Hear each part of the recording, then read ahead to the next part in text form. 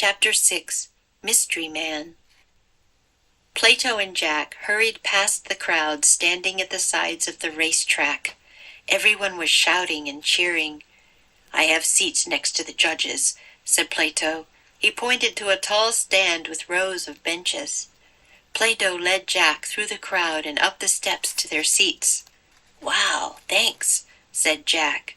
He had a great view. The Olympic parade had already started. Musicians playing pipes were at the front. Behind them marched the Olympic athletes, the best in all of Greece. Jack sighed as he watched the parade going around the track. Annie would really love this, he thought. "The athletes in front are the runners," said Plato. "Foot races are the oldest event of the Olympics." Jack pulled out his notebook and wrote, "Oldest event is foot races." "Behind the runners are the boxers," said Plato. "They're wearing special gloves and bronze helmets." Jack wrote, "Boxers wear gloves and helmets." "Behind them are the wrestlers," said Plato, and Jack wrote, "Wrestlers." When Jack looked up again, he saw a soldier staring up at him from the sidelines. The soldier was dressed like the actor from the outdoor theater. He had on a long cape and a red-crested helmet that covered most of his face. But something was strange.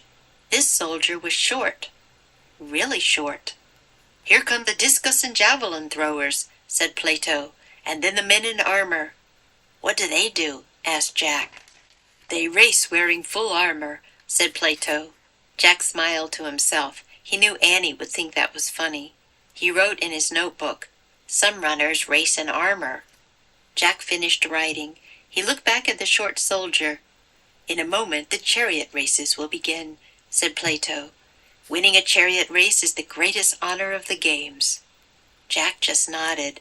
He was still studying the short soldier who seemed to be looking back at him. Suddenly, a small hand came out from the soldier's cape. The hand gave a little wave. Jack gasped. It was Annie's hand waving. The short soldier was Annie. ㅣ매직트리하우스 Book 16 Hour of the Olympics Chapter 6.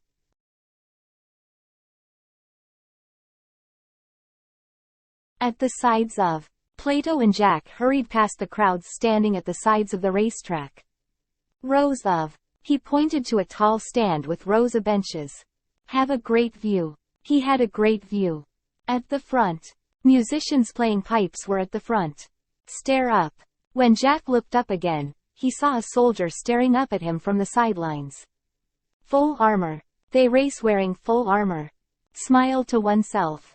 Jack smiled to himself. In a moment, the chariot races will begin.